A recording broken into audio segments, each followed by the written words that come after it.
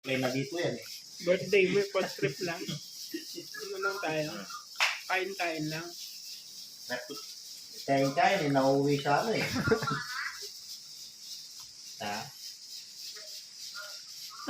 Sa last.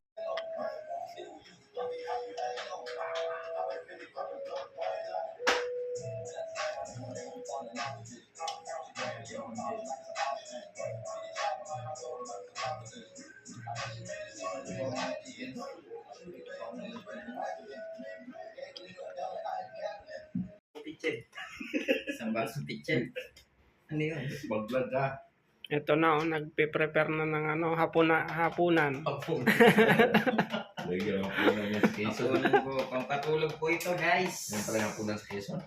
Pampatulog. Ang mga puno may pagatas ka. Lambanog ng Korea.